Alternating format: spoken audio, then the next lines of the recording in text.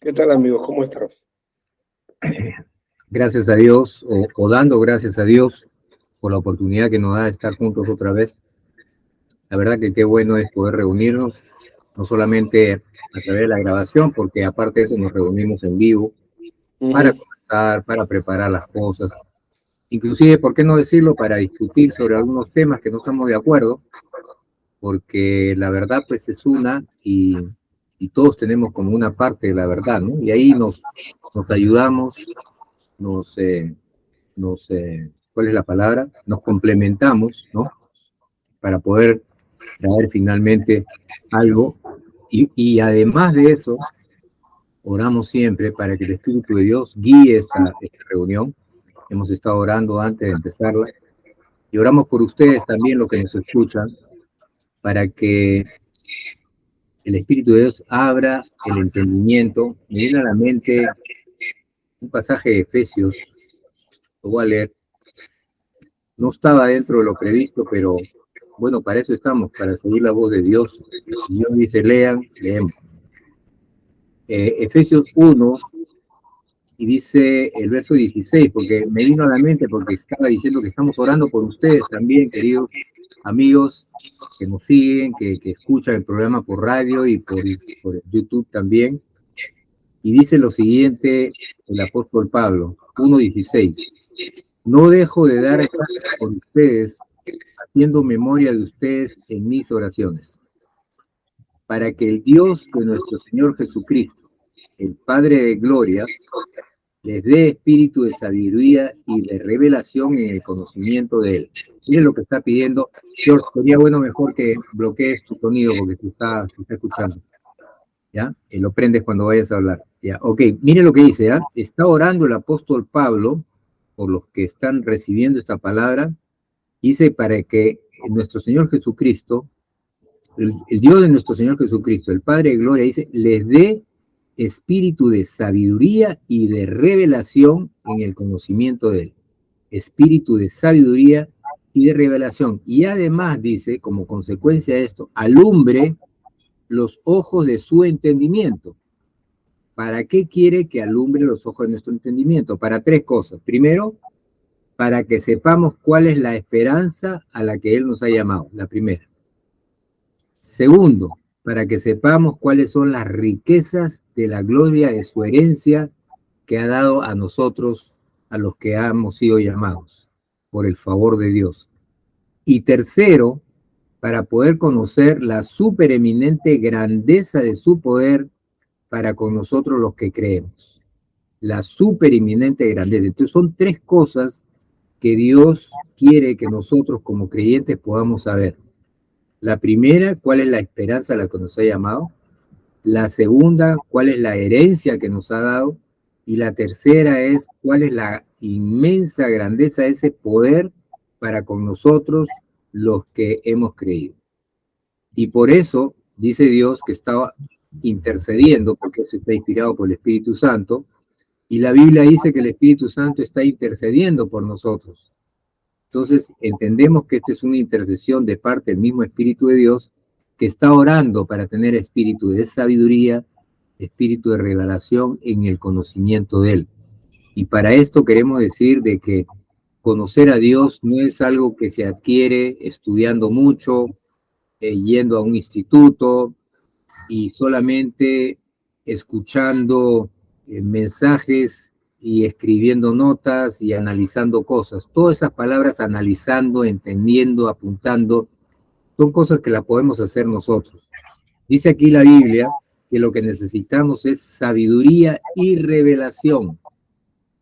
Sabiduría y revelación. Y eso solo lo da el Espíritu de Dios a través de un continuo comunión, búsqueda de Él, de tal manera que sea a través de la palabra de Dios o a través de la comunión con el Espíritu de Dios, podamos recibir en nuestro espíritu esa revelación y esa sabiduría que a su vez nos permita que nuestros ojos, ya no de la mente, sino nuestros ojos del espíritu, puedan abrirse a conocer cosas que de repente podemos haber escuchado de ellas, podemos hasta enseñar de ellas, pero mientras eso no sea una revelación, no sea tan real, más real que lo que vive, que lo que podemos ver alrededor nuestro, pues vamos a tener una vida cristiana, porque posiblemente sí, hemos recibido el Espíritu Santo, pero una vida cristiana llena de caídas, lleno de fracasos, lleno de frustraciones,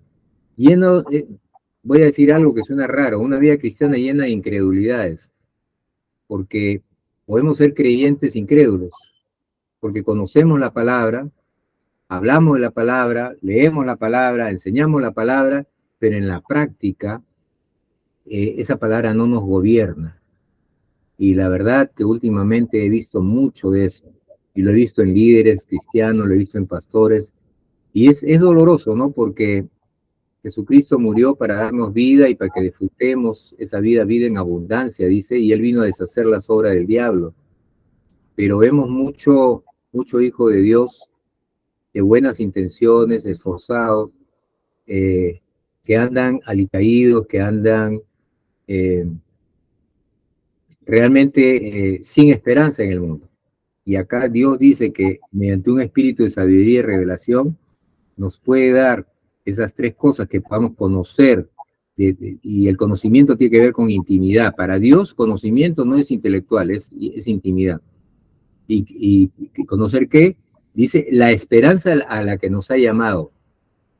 Imagínense, Dios tiene todos unos planes, tiene herencia, tiene esperanza, y quiere que esas cosas no solamente sean algo que lo hemos entendido, lo hemos leído, o que sabemos de eso, sino que sea tan fuerte que se ha metido en nosotros, que sea más real que todas las cosas extrañas que están sucediendo alrededor nuestro en estos tiempos. Creo que el problema de lo que está sucediendo en las iglesias es que se ha estado soltando la doctrina de secesión, o sea que ya no hay ciertas cosas que antes existían en el primer siglo, y como estaba en el primer siglo y todavía la palabra no había sido escrita en plenitud, entonces era necesario las manifestaciones sobrenaturales, y era necesario el profeta, era necesario el apóstol, ¿no? Porque ya después empezamos a ver de que lo que se va midiendo y lo que se va viendo como ministerios a través de los años es el pastor, es el evangelista y es el maestro. Pero el apóstol y el profeta como que desaparecieron del escenario, y ya pues, si ahora ya no se habla, ya no se escucha si esos ministerios verdaderamente funcionan o no funcionan. Entonces, cuando uno empieza a hablar de un apostolado, está hablando de un evangelismo, de campañas, cruzadas, etcétera. Cuando uno habla de un profeta, dice, no, todos profetizamos. O sea, que todos profetizamos porque predicamos la palabra, ¿no? Entonces, así, de una u otra manera, se está prácticamente disminuyendo y limitando lo que la Biblia dice claramente, de que para que podamos llegar a la unidad de la fe y a la perfección en Cristo Jesús, necesitamos los 5 ministerios. Y esos 5 ministerios en ningún momento el Señor los ha, digamos, desaparecido del escenario de la iglesia, ni tampoco los ha desaparecido parcialmente en el escenario de la iglesia. O sea, ¿se requiere un apóstol? Pues claro que sí.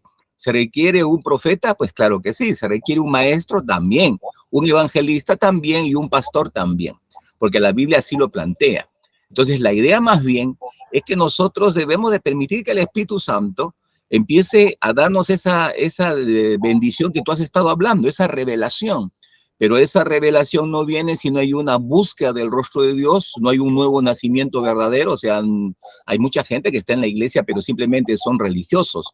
Son gente teórica que lee la Biblia como un dogma, como un principio moral, ético, social, pero no le da el debido peso de revelación y el debido peso que es espiritual, ¿no? En la cual tiene que ser revelado y en la cual tiene que ser prácticamente avivado, y es lo único que puede hacer ese es el Espíritu Santo, porque la Biblia dice que la letra mata, más el Espíritu vivifica.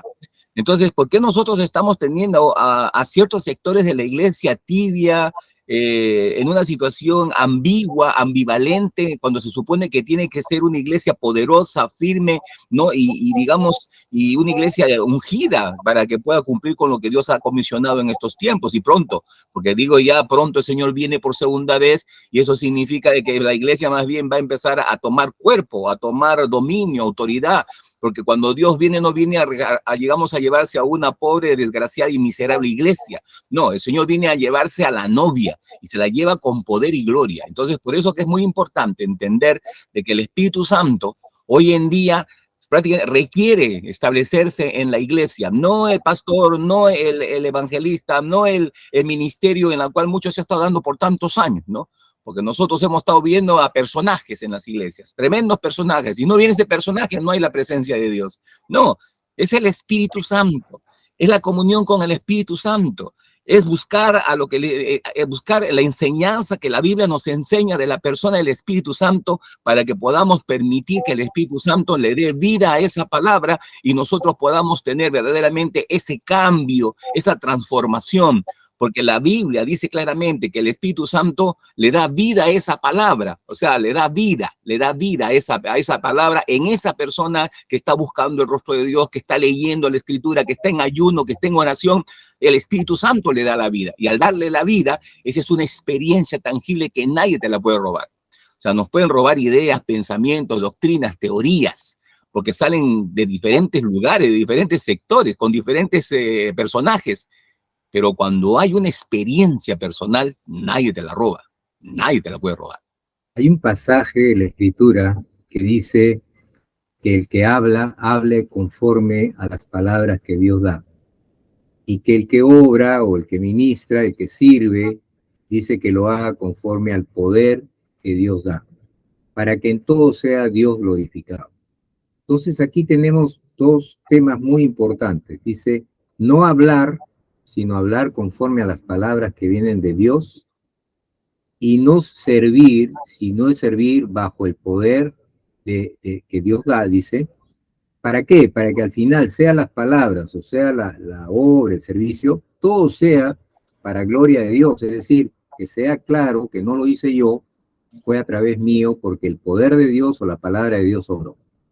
El Señor Jesús es el ejemplo número 1 de actuar así, porque Él decía, yo no hablo sino las cosas que he escuchado hablar de mi Padre, ¿no? Así decía, ¿no? Y decía, yo no hago las cosas que no veo de mi Padre. Fíjense cómo siendo Él Jesús, Él se sometía al Padre y decía, yo vivo, o sea, el Señor vivía por fe. Y lo entiendo porque dice que es la fe de Jesús la que tenemos que tener. No es la fe nuestra, es la fe de Jesús. O sea, como Jesús tenía fe, así nosotros tenemos fe y esa fe nos la traslada, porque dice que Él es el autor de la fe y el consumador de la fe.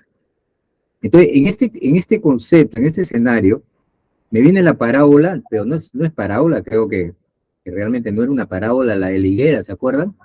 Dice que el Señor tenía hambre y salió y encontró una higuera que tenía hojas y fue a buscar a ver si había fruto. Y cuando no la encontró, dice que maldijo la higuera. ¿Por qué maldijo la higuera? Ahora, vámonos al principio. Dice que el Señor no habla, sino las cosas que escucha de su Padre, y no hace las cosas, sino las que ve hacer a su Padre. Yo entendería, y por favor corrígeme si estoy mal, que en ese momento Él tuvo esa convicción, esa fe en su corazón, esa voz de su Padre, que le dijo, maldice la higuera, porque por algún motivo tenía que maldecir la higuera. A Él no se le ocurrió así nomás. Y después de eso dice que fue al templo, miró todo alrededor, no hizo nada, regresó y el día siguiente la higuera ya se había secado. Y después dio una enseñanza, tengan la fe de Dios.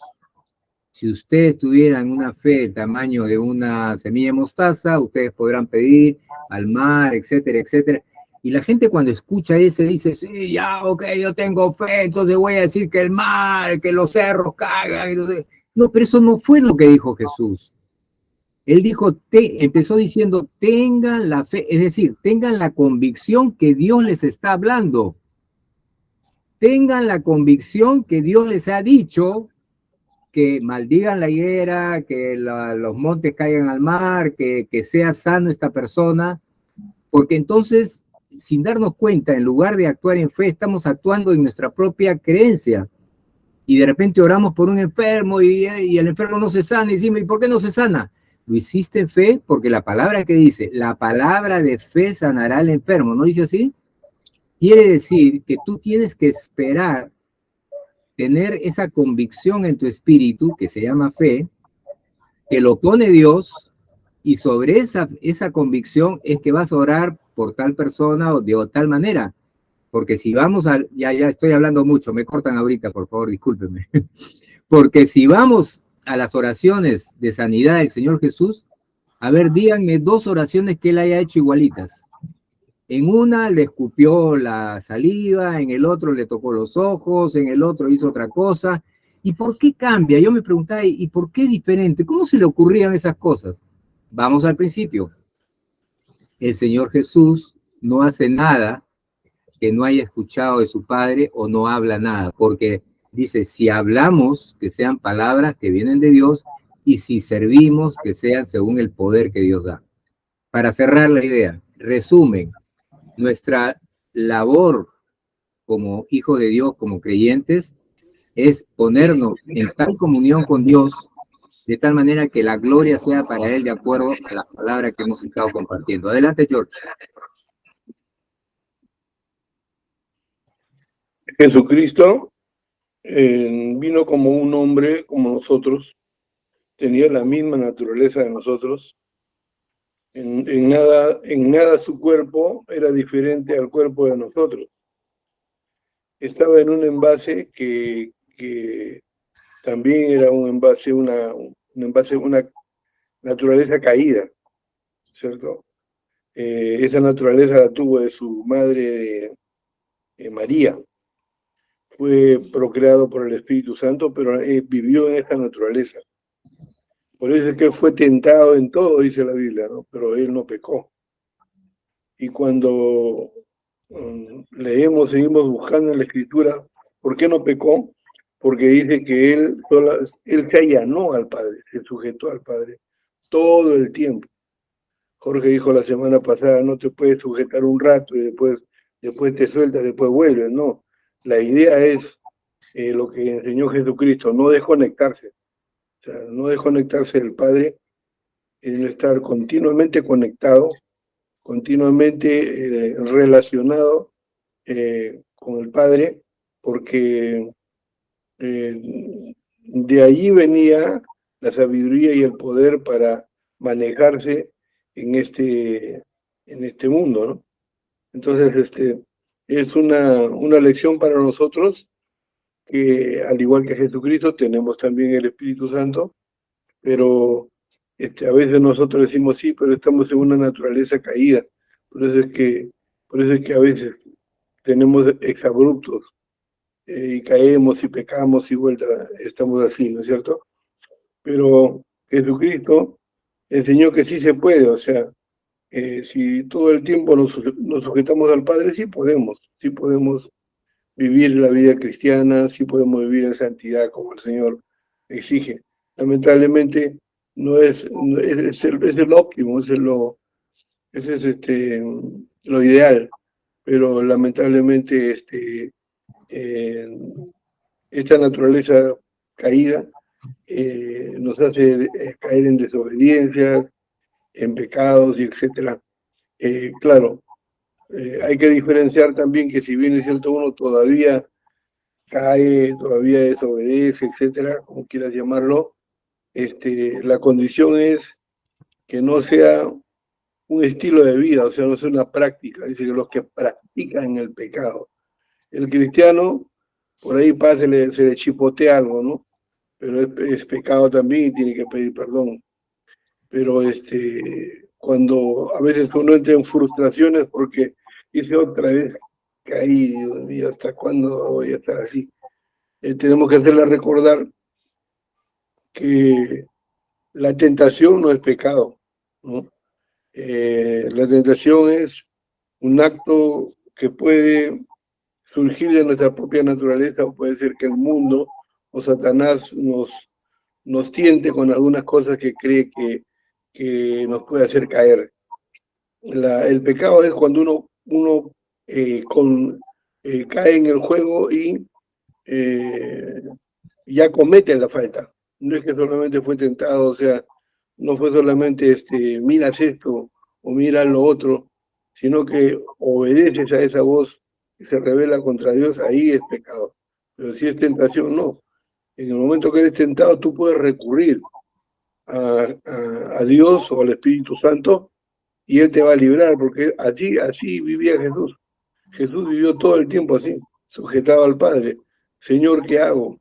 Padre, ¿cómo hago en esta situación? ¿Cómo hago en esta otra situación? Todo el tiempo con el Padre.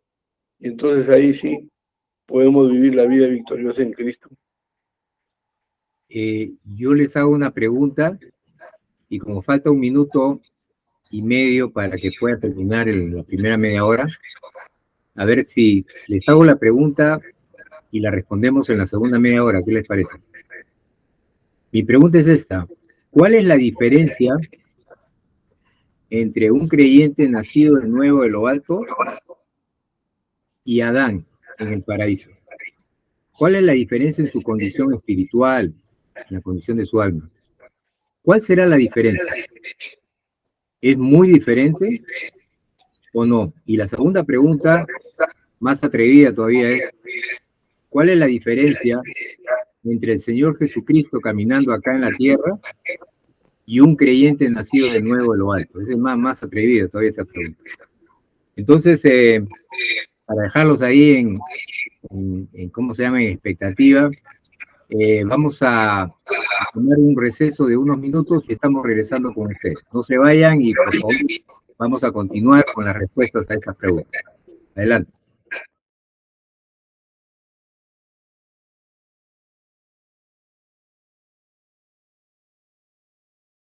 Estamos de regreso, estoy trazando de la plomada y te invitamos a seguir escuchando el programa. Tenemos todavía 30 minutos para estar compartiendo con Romanos 8, nuestros amigos César y Jorge. ¿Hiciste la pregunta? ¿Puedes hacerla de nuevo? A ver, vamos a hacer la primera. ¿Cuál es la diferencia entre Adán en el paraíso recién creado, antes de caer, y un creyente que ha ido a la cruz juntamente con el Señor Jesucristo, ha sido lavado por la sangre de Cristo, ha recibido al Espíritu Santo y es una nueva creación? ¿Cuál es la diferencia entre uno y otro? Bueno, en el principio, Adán tenía una relación con Dios directa, ¿no? Y en el caso del cristiano ahora, tiene en su interior, dentro de él, vive la persona del Espíritu Santo.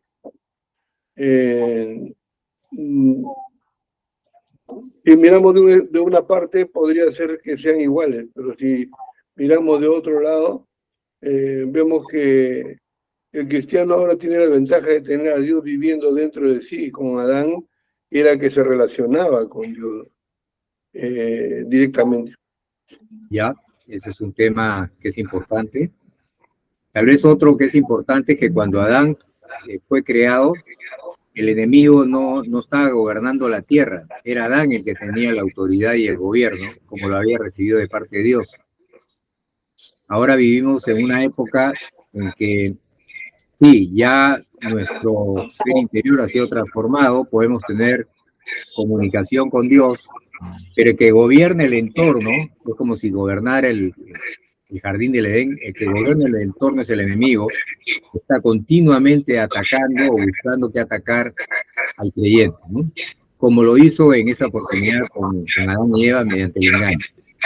Pero entonces tenemos un ser que no tenía el espíritu dentro de él, porque todo fluía, ¿no? Dice que Dios sopló aliento de vida y el hombre fluía en el viento de Dios, en el espíritu de Dios fluía, porque no había esa interferencia. Sí. Jorge. Se está escuchando, George.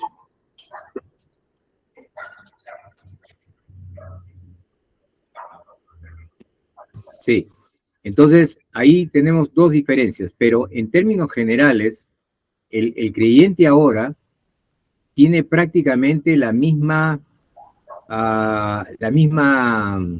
digamos, la misma condición de lo que tenía Adán, porque el Señor dice que el viejo hombre ha sido crucificado juntamente con Cristo.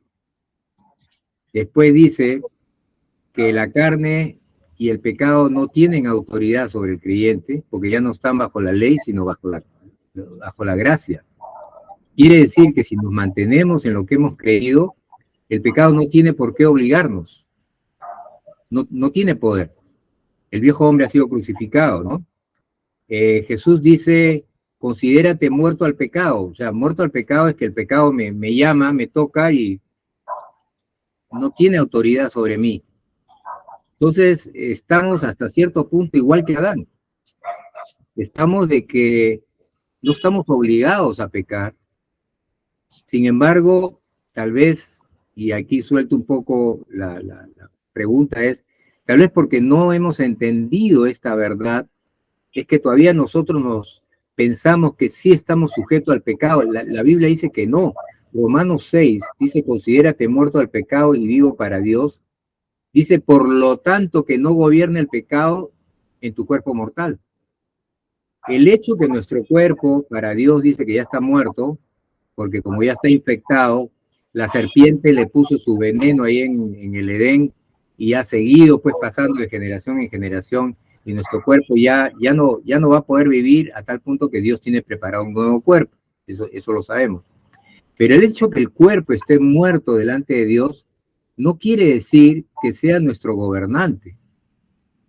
El apóstol Pablo dice que él golpeaba su cuerpo y lo ponía en servidumbre, no vaya a ser que le quite su corona que él tenía, ¿no?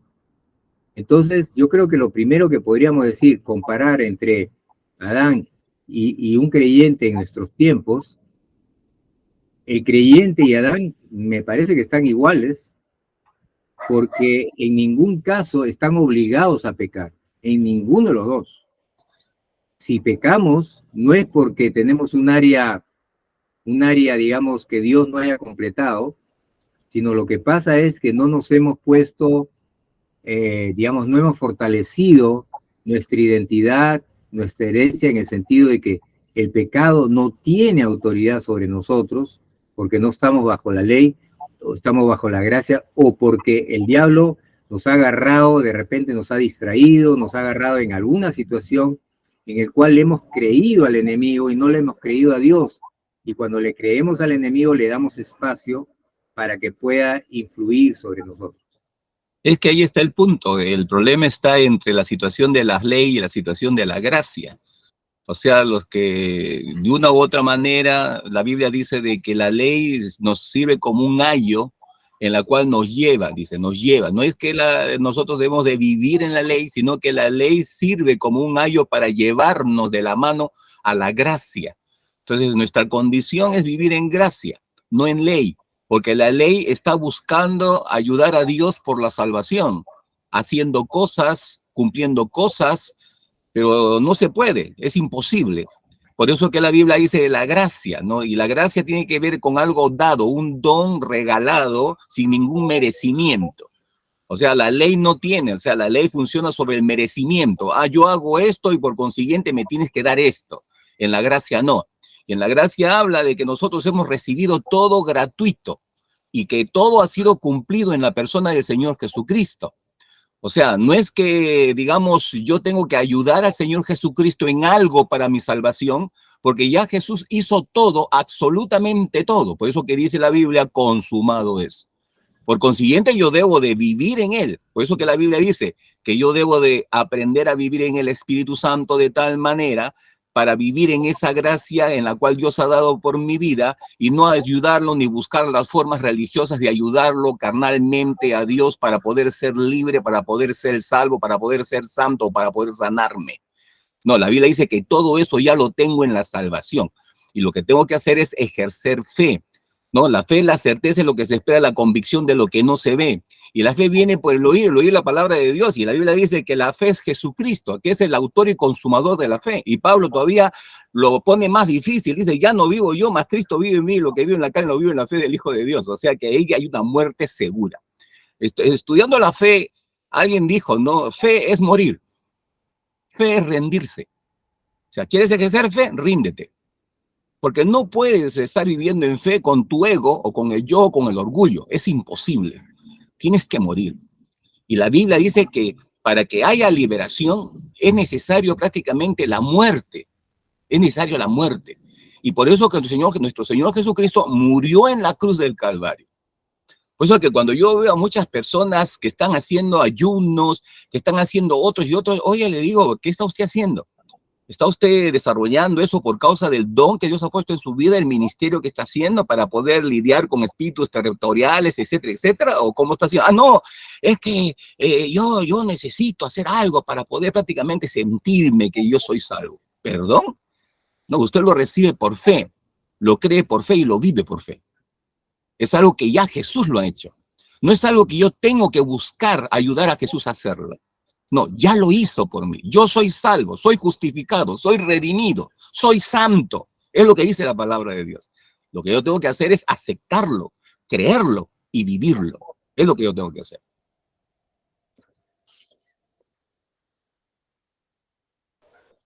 Lo que ahora vivo en la carne, lo vivo en la fe del Hijo de Dios que me amó y se entregó a sí mismo por mí. Lo que ahora vivo, o sea, mientras estoy todavía transitando por este mundo y en este cuerpo, ¿no? Dice, lo vivo en la fe del Hijo de Dios que me amó y se entregó a sí mismo por mí. Parece contradictorio, ¿no? Lo que ahora vivo lo que ahora vivo, lo vivo en lo que ahora vivo en la carne, dice, o sea, mientras estoy en este cuerpo, esta vieja naturaleza, esta naturaleza caída, lo vivo en la fe del Hijo de Dios que me amó y se entregó a sí mismo por mí. Dice, lo vivo en la fe del Hijo de Dios. ¿Qué significa eso de vivir en la fe del Hijo de Dios? Si mi cuerpo está muerto a causa del pecado, que es la proposición que dice Romanos 8, ¿no? Que debemos considerarnos muertos al pecado. Quiere decir que cuando hay algún momento de una tentación o algo que era pues nuestra debilidad, ¿no? Yo para no caer en ese pecado tengo que considerarme muerto, o sea, mentalmente tengo que decir, no, conmigo ya no es, conmigo no es. Y entonces cuando yo digo esa palabra, yo estoy muerto, ya no es conmigo, la confusión que a veces, el enredo que a veces causa es que, bueno, pero si está muerto, entonces ¿por qué lo que sigo viviendo lo vivo en la fe del Hijo de Dios? Aquí hay una aparente dicotomía, pero no es así, ¿no? El control, cuando uno cede el control de uno mismo, o sea, le cede el control a Dios, pero en la persona del Espíritu Santo. Ya no eres tú quien piensa, ya no eres tú quien elabora pensamientos que quieren agradar a Dios, como decía Jorge, ¿no? Esto no es que yo quiero agradar a Dios, sino que yo me hago a un lado y en ese mismo momento que me hago a un lado, como Jesucristo hacía, recurre al Padre y le dice, Señor, sácame de esto. De esa manera, la Escritura explica que entonces yo estoy muriendo a mí mismo, porque yo lo que quisiera es consumar la tentación, que sea el pecado, ¿no? Yo quisiera consumar la tentación, que es el pecado. Pero como en ese mismo momento llamo a Dios, entonces, ¿qué estoy diciendo? Estoy dándole el control a la persona del Espíritu Santo, y por supuesto, si yo hago eso, que es un acto de fe, dice la Biblia que Dios va a poner en mí el querer y el hacer por su buena voluntad. Y entonces ese deseo, ese anhelo de agradar a Dios, que es contrario al que quiere consumar la tentación con el pecado, va a hacer que paulatinamente vaya muriendo el hombre viejo o la vieja naturaleza, pero por una obra de Dios. Porque cada vez que uno es tentado, recurre a Dios en su pleno conocimiento, voluntariamente y en su pleno conocimiento, porque sabe que no puede manejar esa situación. Ahora, no sé si la otra vez creo que lo dije, pero sería bueno repetirlo. Cuando nosotros hablamos de pecado, nosotros no hacemos un pecado y que termine ese pecado y arrancamos con otro pecado y después, y así estamos las 24 horas del día, no, así no es. Vamos a trabajar, estamos trabajando y de repente 8 horas estamos ahí y estamos entretenidos en el trabajo, regresamos a la casa y tenemos pues unas 2, 3 horas o un día bueno, etcétera. Pasa el martes, el miércoles y el miércoles se desata la tempestad, ¿no? Y arranca por ahí los pleitos, las rencillas o las cóleras o los gritos o las tentaciones del internet y todas esas cosas. Arrancan, ¿no? Y entonces en ese momento tengo que llamar a Dios. Para las cosas que yo no puedo manejar, porque por ejemplo, si tú estás trabajando, Dios está de acuerdo que trabajes. Dios no dice deja tu electrónica, deja tu ingeniería, deja tu ministerio, porque ahora yo tomo el control, ¿no? Dios va a tomar control de lo que no podemos manejar. Lo demás está de acuerdo a su voluntad y no lo va a tocar. Entonces, en ese momento, tal como Jesús hacía, que pedía al Padre ayuda. Por ejemplo, ¿no? En el momento que estaba en el huerto, dice que él dijo, Padre, si es posible, que pase de mí esta copa. O sea, la verdad es que yo no quisiera pasar esto porque ya me imagino cómo va a ser, ya sé cómo va a ser. Y si es posible, aparte de mí este cáliz. Estaba siendo tentado a no ir, no cumplir con lo que había venido a hacer él, ¿no? Él había venido a dar su vida por nosotros. Y fue tentado por su naturaleza, porque él, como le dije, vivió en un cuerpo como el de nosotros, no era diferente, era exactamente tu cuerpo y mi cuerpo.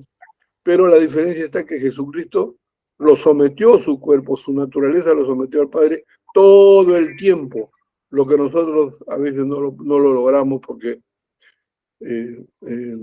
no estamos todo el tiempo conectados al Señor, hay ratos que nos desconectamos y reaccionamos carnalmente, ¿no?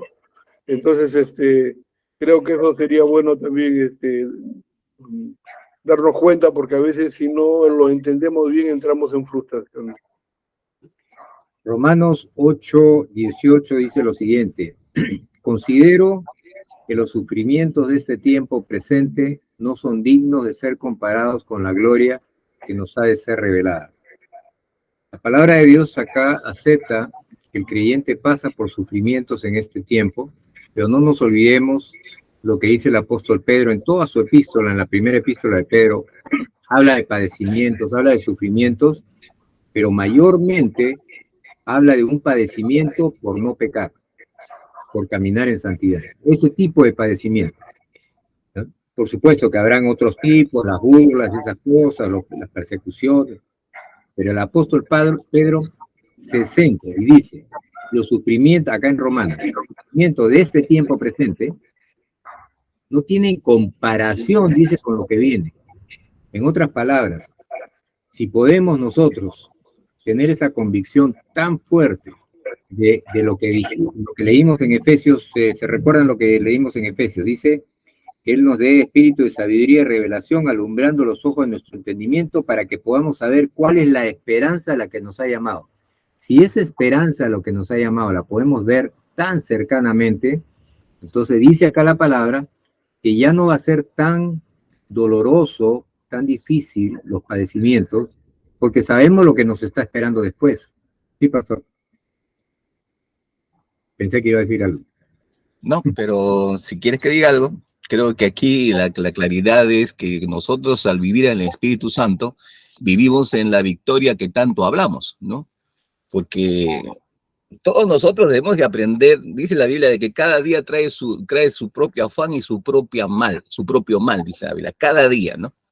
Si hoy día me tocó vivir porque estoy respirando, pues entonces debo de aprender a desarrollarme en lo que la palabra de Dios me enseña, en lo que me toca a mí de recibir de la palabra de Dios en mi devocional, en mi comunión con el Señor, en mi forma de intercesión que tengo, y vivir con el Señor en el transcurso de las horas que me tocan, de estas 24 horas, porque no me separo del Señor. Yo nunca me he separado del Señor. Tengo exactamente 66 años, me convertí a los 19 años, y desde que me convertí de los 19 años jamás me he separado del Señor.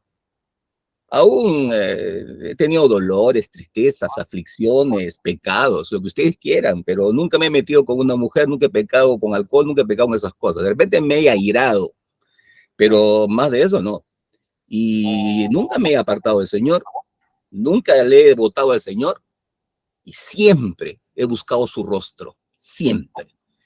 Porque yo entendí algo a los 19 años. El único que puede verdaderamente solucionar mi vida es mi Señor Jesucristo. Porque hay que reconocer de dónde nos sacó. Yo reconozco de dónde me sacó Dios. Yo reconozco de dónde salí. Y yo no quiero volver a repetirlo. Yo no quiero vivir lo que yo viví hasta los 19 años. Porque yo me convertí a los 19 años. Entonces, es tan importante para mí mantener esa relación íntima con el Señor Jesucristo. Mantener esa comunión en la palabra y en lo que la Biblia nos enseña, ¿no? Y profundizar esa comunión en todo lo que Dios nos dice, ¿no? En esa intimidad que debemos tener con el Señor y también en el trabajo de la iglesia, en el trabajo del pastoreo y todas aquellas cosas de los ministerios que Dios nos usa. Pero una de las cosas que yo he aprendido y seguiré manteniendo firme es que estoy enamorado de Dios. Y no me voy a desenamorar de Él. Tengo 45 años enamorado. Y sé lo que significa estar enamorado de una mujer, ¿eh? Sé lo que significa estar enamorado de familia, de hijos, de padre, de madre. Sé eso. Yo he estado enamorado de ellos también. Y sigo enamorado de mi familia porque los amo, los bendigo. Pero ese amor que siento por mi Señor verdaderamente me quiebra. No puedo vivir sin Él. Yo no puedo vivir sin Jesús. Yo no puedo vivir sin el Espíritu Santo. No puedo. Me muero. Yo me muero. Amén, pastor. Adelante, George. Y quería hacerle una pregunta al pastor porque podría haber algún momento de confusión. La pregunta para ti también, César. O sea, yo creo que no está en discusión el que uno se aparte de Dios o se aparte del Espíritu. Creo que eso es claro, que eso no lo hacemos. Para que quede claro a toda la audiencia, entonces desde que nosotros, o desde que tú, Jorge, te convertiste, ya no pecaste nunca hasta ahorita. Eso claro. O sea, vuelvo a repetir. O sea, cuando estamos hablando de pecados de adulterio, de robo, esas cosas que a veces nosotros le llamamos pecados, no. Pero ira, enojo, a veces resentimiento, más que todo la ira, porque como yo he estado ministrando en diferentes iglesias y en diferentes denominaciones, tenía que aprender cosas con nuevos pastores, y a veces me airaba verdaderamente, ¿eh? Y yo tenía que estar ahí pidiendo perdón al Señor por la ira, por el enojo, ¿no? Y yo soy una persona que se nota, en mi cara se nota, o sea, en mi cara se nota que estoy airado, o sea, que no hay que hacer mucho esfuerzo. Y así que yo, Señor, perdóname, Padre, tienes toda la razón. A eso me refería. ¿Y tú, César, nunca has pecado desde que te convertiste? Olvídate. Y yo no soy de los que peco de vez en cuando, yo creo que es más frecuente porque me doy cuenta. Gracias a Dios, y eso le pido al Señor, Señor, muéstrame siempre, dame convicción de pecado, porque lo peor es caer en pecado y pasarlo por agua tibia, ¿no? Eso es lo peor. Lo que he podido comprobar en los últimos tiempos es que si Dios me daba cierto margen, hay veces de caer, ahora no me da, pero así es como los transportes ahora interprovinciales, ¿no? Pero, ¿cómo le dicen? Cero falla, cero tolerancia. Cero tolerancia. Sí. Entonces Dios se ha vuelto muy, muy estricto conmigo, cualquier cosa, y hay veces que mis familiares que me conocen, mis hijos en particular, y les comento tal o cual cosa, y me dicen, pero papá, ¿por qué tan exagerado?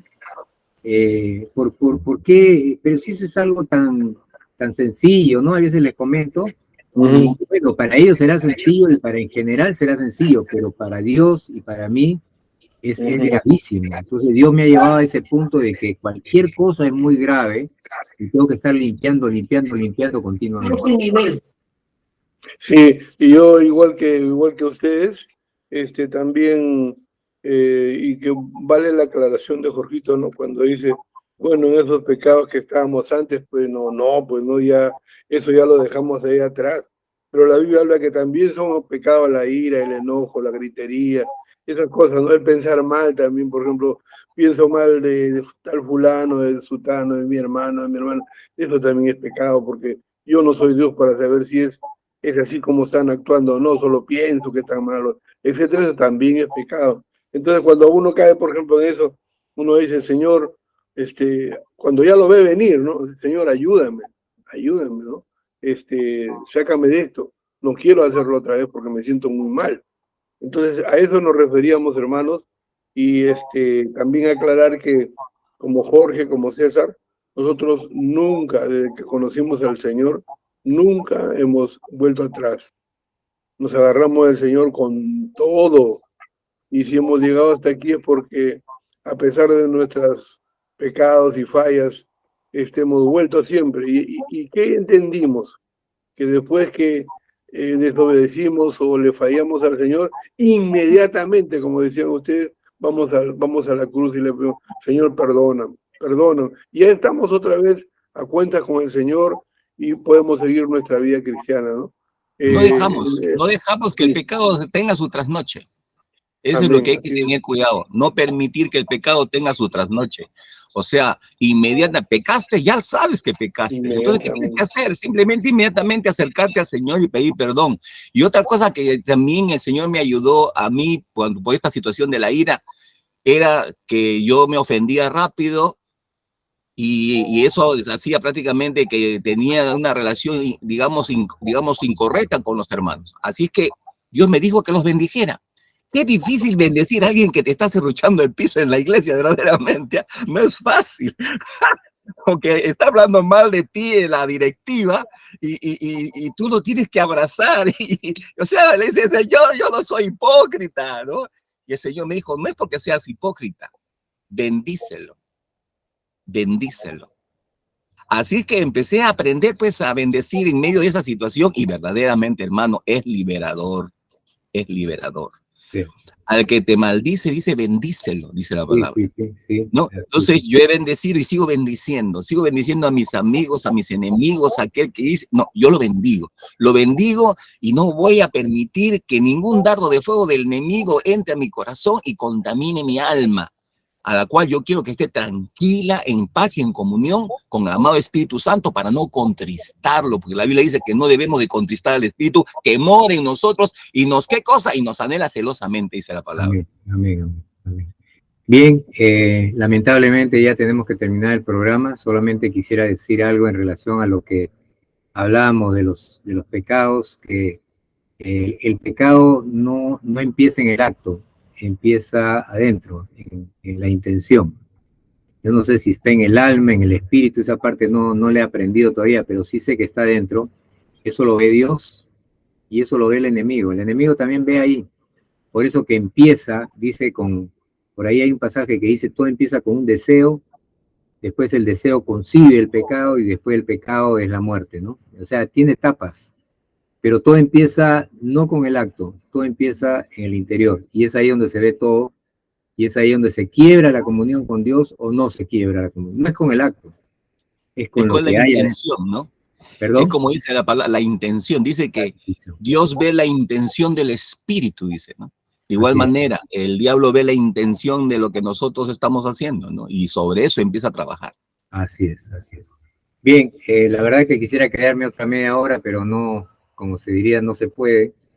Así que, hermanos, los esperamos para el próximo sábado. Vamos a estar con ustedes con el favor de Dios.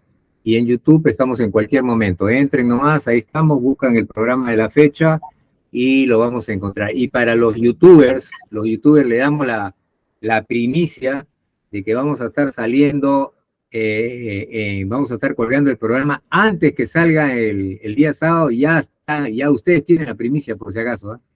Si usted quiere escuchar el programa nuestro antes del programa de radio el día sábado, entre a YouTube y ahí nos va a encontrar. Que el Señor lo bendiga, lo guarde y nos encontramos hasta el próximo sábado. Chao.